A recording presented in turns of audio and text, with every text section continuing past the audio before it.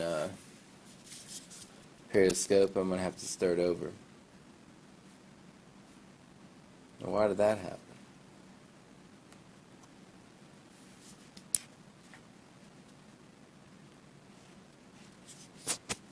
Do it again. Oh, sorry. I'm having to restart my Periscope because I've already done these announcements and didn't record them.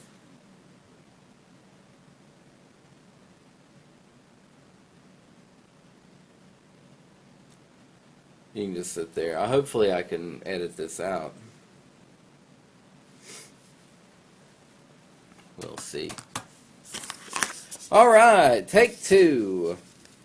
So here are announcements. Today's Thursday, February the 16th, 18th, 2016. Here are your TOPS announcements. Looks like Mr. Tipton has joined us. Hey, Richard, how are you? Hope you're doing well. The word of the day is diesel. And diesel is a Scottish Gaelic word. Oh, that's kind of cool. Somebody just commented, Mr. Tipton said he's doing well. Actually said he's doing good, which is fine. I'm not pretentious. I know what he means. And diesel, D-E-A-S-I-L, is a Scottish Gaelic word that means clockwise, or the way of the sun, or sunwise. So the worshippers dance around the fire, diesel, or sunwise. So just, I don't know, instead of saying clockwise, next time just say diesel. And people will be like, what are you talking about? And be like, hey, everybody in my school knows what that means. It's Scottish Gaelic. What are you talking about? How do you not know? Can't do a Scottish accent for anything. But I tried. Don't care if I fail. I practice it. And still fail. Great. Oh, that's great. That's great. Like, I've got that down. But I can't say anything else in Scottish. Sorry. I mean, that's not even Scottish. That's English with a Scottish accent. Alright, so it's up for the day. I want to go through who is successful at TOPS and why. So let's start with number one. Drum roll, please. Students who always get their work in on time. That might seem obvious. Obviously, if you get your work in on time, you're going to do well. But yet, people don't always get their work in on time. And it causes other problems. Besides just not doing quality work, you get behind, which keeps you from having time to do quality work, which keeps you from having time to learn what you need to learn as well as you need to learn it. And really then it becomes sort of a compliance thing. Are you complying with, the rules? I've got to get in work by a certain time, rather than I'm learning this the way it was designed for me to learn it. So students who always get their work in on time are successful. I was really impressed with this student yesterday who probably could have taken an extension because she felt really bad and was sick and all of that. And she's like, you know what, I'll be okay. Like, there's people out there that, don't have clean drinking water or roofs over their heads, so why would I complain? I'm going to get my work done. There's other people that get a headache and want their whole week excused and put off their work, and I just imagine them, like, laying on a big fluffy shed saying, oh my God, my head hurts so bad I just can't get my work done this week. And I do have some contempt for that, unless you have a doctor's excuse. Then I'm not allowed to have contempt for it. But I like the people that are like, yeah, I'm sick, I don't care, I'm going to get my work done. You know why? Because I come to work sick. Unless I'm contagious with something really bad. But if I have a sinus infection, not contagious, I'm coming to work. Why would I be miserable at home when I could be at work doing what I need to get done? I don't know. Have some grit, kids. Suck it up, buttercups. Students who always start their work early in the week. Again, this is about quality of work. Yeah, you can probably start your work on Wednesday and get it all done. If you work extra hours, you can probably start on Thursday, work extra hours and get it all done. But are you really doing the best quality work that you could turn in? Some people are like, well, I work better when I'm under pressure. And that may be true for like 0.5% of the population, but if you're just a normal person like me and everybody else, you work better when you have more time to like put a lot of effort into it. So don't act like you're some sort of like mythical superhero who like, oh yeah, well when I only have 8 hours to get my work done, I do a better job. It's only because you're focused that you feel like you're doing a better job. If you actually focused that hard on Monday and then spent the rest of the week revising the work and perfecting it and polishing it, it would be better than you could possibly imagine. You're not willing to do that, are you? Some of you. Probably not people watching the announcements. The third one, students who ask their teachers questions tend to do better. One of the funny things is some of the most brilliant minds in our school tend to ask the most questions. I have so many students, and it drives me crazy, so don't be offended if you're one of them, but it drives me crazy when students are like, well, I didn't want to ask that because I felt embarrassed. What? Oh, I didn't want to ask the teacher any questions because it made me feel dumb. Do you know that Geico ad with the old lady who's got like the pictures like posted on the wall, and she's like, oh, well, I posted my vacation pictures to my wall. And the other old lady finally snaps on her and is like, that's not how this works. That's not how any of this works. That's what I want to say to people who don't want to ask questions. That's like the very essence of what we do, is answer questions. We provide you with instruction. You go through it, do what we ask you to do, and then you have questions. Or not. You either totally get it or you don't. And if you don't, then you have questions, and you've got somebody to work with. Your teacher, both over email and office hours. And I get people that's never worked with their teacher one time who are calling me, yeah, we got a tutor. You're paying like somebody I don't even know who may be great, who may be awful, who may be whatever, $75 an hour, $50 an hour, whatever, to tutor a student when they've got a teacher they've never even talked to. Drives me nuts. But the students who are successful, and again, let me say that again, and I'm thinking of two particular students that are absolutely brilliant, like 36 on their ACT, brilliant. Always ask questions. Ask questions more than just about anybody.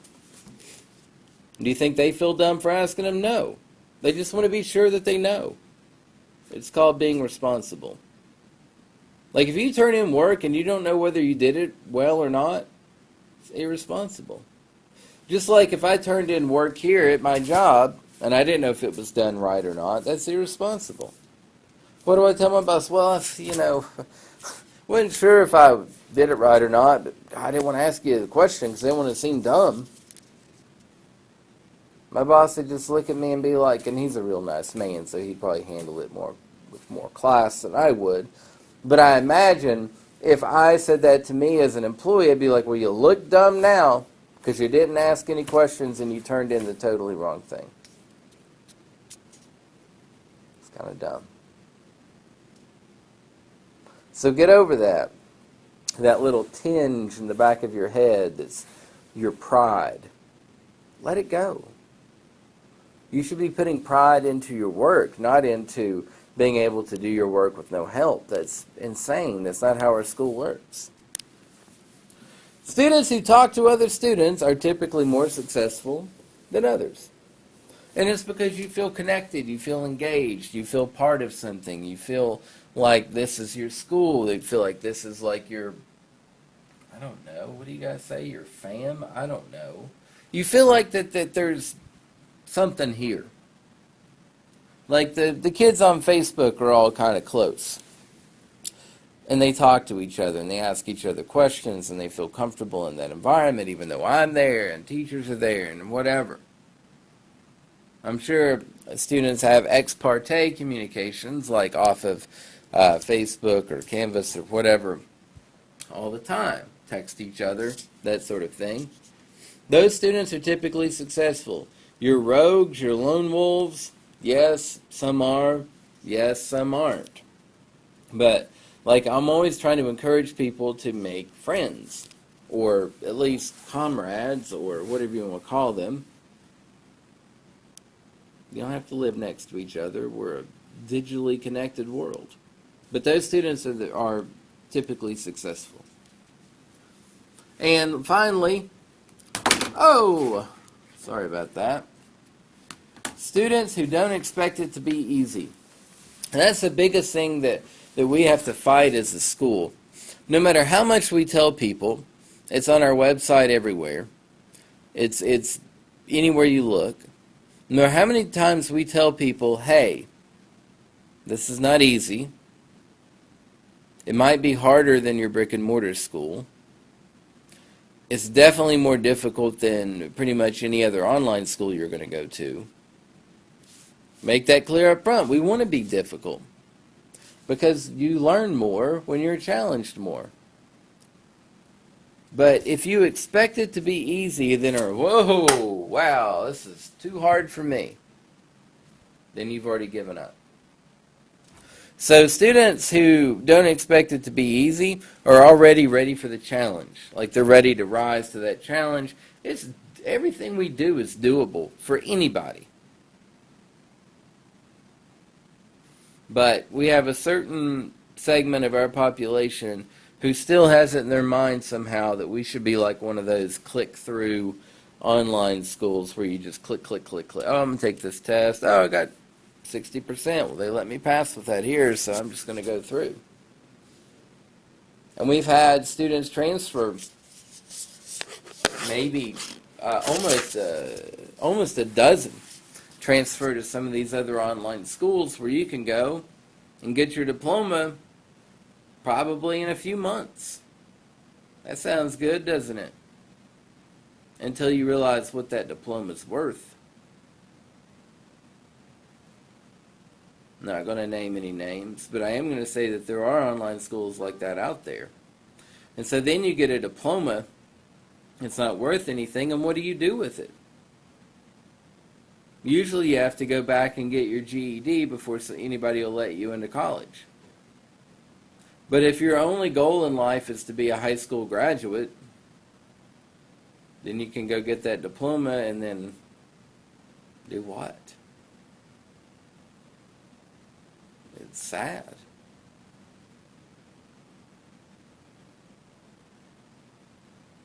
Then we have other students who will transfer and say, well, I'm going to do homeschooling, which means you end up having to do your GED when you could have just stayed with us and got a high school diploma and a great education. So don't expect it to be easy. Want it to be hard. You should want it to be. If we made it super easy, then we would be neglecting our duties as a school. You should be proud that you go to a tough school. Because all tough means is that we want to challenge you. And we have high standards and we want to uphold them. That's all that means. Why would we make a school and decide, let's be kind of a crappy school? You know, like one over in that county over there where, you can make straight A's by showing up and doing nothing, as long as you don't make the cosmetology teacher mad. Why would we want to be that school? We wouldn't. You wouldn't want to come to that school. Many of you are fleeing that very kind of school. So be happy that it's challenging. Be happy that it's more difficult, that you're learning a ton. Don't expect it to be easy. And if it's ever super easy, you should complain about it. Be like, hey, Dr. Horn, this class is way too easy. Talk to my teacher. How do I address that with my teacher? I want you to. But anyway, I've rambled on enough. That's what happens when I get on Periscope and coffee. Hope you all have a good day. If you have any questions about how to be successful, please let me know. Number 6 would be successful students make a schedule for the week. But they really don't, because successful students don't even need to do that because they're already so on their work that they're using the calendar and their modules and everything else to automatically make a schedule for them in their minds. But some of you who are out there floundering might consider making a schedule. Hope I haven't been too hateful today. I'm just very passionate about this because I want you to be successful. Hope you all have a good day, and we'll see you tomorrow.